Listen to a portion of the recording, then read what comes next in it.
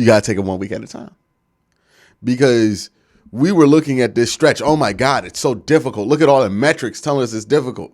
Okay. You're playing a Miami team that, quite honestly, if you've watched them the last few weeks, have not been playing their best ball. You play a Buffalo team who might be out Josh Allen. He has like an elbow injury. It might be something serious. They're talking about Case Keenum playing after the bye week. And if Case Keenum has to play after the bye week, he's probably going to have to play versus Cleveland. All of a sudden, that game becomes a lot more winnable versus Case Keenum than it is with like the MVP leader of the season so far in Josh Allen. And then you play Tampa Bay, a team that nobody thought the Browns had a chance to win. Now that's a game that the Browns should win. Tampa Bay's not good.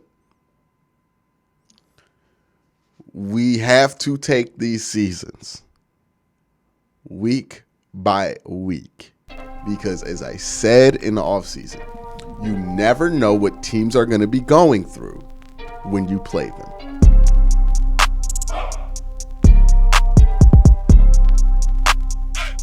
So the Browns are back this week. We had a nice week off, right? Beat the Bengals on Monday night, take a long weekend, and then come back to play the Dolphins on Sunday. And look, it's always nice when you can win going into the bye week because it makes that week so much easier, so much more manageable. You're just 2 weeks of happy, and who's going to not take that, right?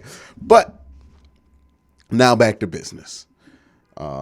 One of the questions about the bye week was, hey, can the Browns use this to get healthy again? Because they have not been healthy. There's good news on that front. Denzel Ward is back at practice. Now, he's in concussion protocol. Him practicing is part of the protocol. If he practices tomorrow, that's a good sign for his availability on Sunday. Wyatt Teller with a calf injury, he came back to practice, so he will probably play Sunday. David Njoku hopes to play Sunday as well. And I think they had, Miles on the bike or something like that. But they had like the usual suspects on the bike that, they're going to play. And what they say, David Njoku said that he plans on playing Sunday. So the hope is David's back, Wyatt's back, Denzel's back, and that's pretty much full strength for you right there. It's getting interesting. It's getting interesting here for this second half of the season on what the plan is. And again, I stress this all the time. You cannot get caught up in the schedule game in the NFL. We do it all the time, and it's a mistake, right? When we went through these first 4 weeks and we're like, oh my goodness, we didn't go 4-0 throughout those first 4 weeks and we lost to these teams. And it was a disappointment. You should have at least went 3-1. Even though the Jets were a better team than you expected, you still should have won that game. And you should be 5-3 at the very least, 6-2 if you get an OPI call. But those things didn't bounce your way. You got to take it 1 week at a time. Because we were looking at this stretch. Oh my God, it's so difficult. Look at all the metrics telling us it's difficult. Okay. You're playing a Miami team that, quite honestly, if you've watched them the last few weeks, have not been playing their best ball. You play a Buffalo team who might be out Josh Allen. He has like an elbow injury. It might be something serious. They're talking about Case Keenum playing after the bye week. And if Case Keenum has to play after the bye week, he's probably going to have to play versus Cleveland. All of a sudden, that game becomes a lot more winnable versus Case Keenum than it is with like the MVP leader of the season so far in Josh Allen. And then you play Tampa Bay, a team that nobody thought the Browns had a chance to win. Now that's a game that the Browns should win. Tampa Bay's not good. We have to take these seasons week by week because, as I said in the offseason, you never know what teams are going to be going through when you play them.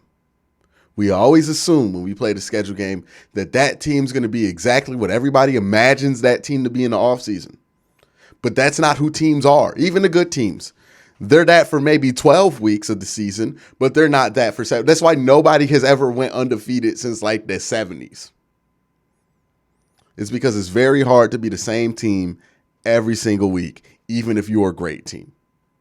It's almost impossible. You have to take these things week by week. We cannot look at a schedule and July and try to determine in July what kind of team we're going to be playing in November. That's impossible. It's a waste of time. It's a waste of energy. It's a waste. What you can do is evaluate who you're playing in November. And right now, this part of the schedule that looked like an absolute gauntlet before, all of a sudden, things can bounce your way and they look a lot more winnable. Even if Josh Allen plays for the Bills, that game seems more winnable this week than it did in weeks past because the Jets were able to beat the Bills. There's something that the teams in that division know about the Bills that the rest of the NFL don't. About time we figure that out, right? Because the Dolphins beat them and now the Jets. You have to take the schedule week by week in the NFL. Week by week. Teams are always going through stuff. Teams are always going through ebbs and flows. Things change. You got to take this stuff week by week. We cannot get caught up in the schedule game. That being said, the Browns are 3-5. What do they need out this stretch? I mean, if they could win all three of these games, it'd be tremendous. It'd be tremendous. But I'm not going to put them in that position, right? Because that means they'd be 6-5. You get Deshaun Watson back. That means Deshaun probably only got to win 4 out of his last 6. And honestly, I think 5 of those last 6 might be very winnable for him. But again, got to take it week by week. I don't know who these teams are going to be in December. I don't know who the Browns are going to be in December. I don't know who's going to be there in December. But for November, I know that the Browns are playing the Miami Dolphins. They're healthy. This is an interesting matchup. And the Browns are a good matchup for specific type of teams. And that is these high-powered offenses, right? These offenses with a lot of weapons that can score quickly, but they aren't super efficient, right? The Kansas City Chiefs might be one of the only offenses in the NFL that is A, that explosive, and B, that efficient, right? When you try to get chunk plays a lot, you're going to get a lot of 3 and outs. Because what you're sacrificing when you're one of those offenses that try to get chunk plays, you're sacrificing 2nd and 5, right? That the reason the Browns offense is so efficient is because they're really good at getting 5 yards on first down. You get to 2nd and 5, you get the 3rd and 2, and you just keep those sticks manageable. And it's not hard to get these first downs and stay on the field, and you're not going 3 and out as much. That's why the Browns offense can be as efficient as it is. That's why they can destroy the clock like they can. That's why they can eat up time, is because they focus on getting to 2nd and 5. They focus on getting to 3rd and short. That is their goal, to stay out of those 3rd and long situations. When you're a chunk team like the Chargers, like the Bengals, like Miami, like the Buccaneers, you run into trouble because you're trying to get chunks. So on first down, you might try to get a chunk, and now you're in 2nd and 10. And then you might run the ball on 2nd down to try to get something, and then you get stuffed because running the ball on 2nd down, kind of obvious. So now you're in 3rd and 8, and all of a sudden 3rd and 8, way harder to get than 3rd and 2. Can't go for it on 4th and 8 like you can on 4th and 2. And then the next thing you know, you're going 3 and out, or you're out on 3 downs. The chunk teams, those are the teams that the Browns can have a really good chance of beating. Because this Browns team has some flaws. There is no doubt about it. I have talked about the flaws all the live long day. But the way they can get bailed out with some of these flaws, especially on the defensive side of the ball, is by just limiting possessions, which this team's very good at. If the Browns are able to limit your possessions and you're one of these chunk teams, those 5 times a game where you go, and have to punt, all of a sudden hurts you a lot more when the Browns can get that punt. And even if they don't score a touchdown, they eat up like 8 minutes on a field goal drive. And then they get up 10. This is why I think the Browns have a good chance to beat the Miami Dolphins. I'll go more into detail in it later this week. I hope to have a guest to bring this up from the Dolphins' perspective. But that is why the Browns have some favorable matchups coming up. Same thing you could say with the Buffalo Bills. Quietly, they're a terrible run team. Josh Allen can run. They don't have anybody else who can run outside of that. If Josh Allen is not there, we know that Case Keenum is not necessarily Josh Allen when it comes to running the ball. They might have some real problems on offense. That, look, Gabe Davis is good and Stephon Diggs is good, and they'll probably get, 14 to 20 points just off of that alone. But will that be enough to beat the Browns when the Bills aren't necessarily the best run defense team in the NFL? The Bills aren't necessarily the best run the ball team. They're not going to be able to do ball control like they can with Josh Allen. It's going to be interesting, right? Now, again, no guarantees that Josh Allen does not play in that game. And if Josh Allen does, that becomes a much, I don't even got to explain that.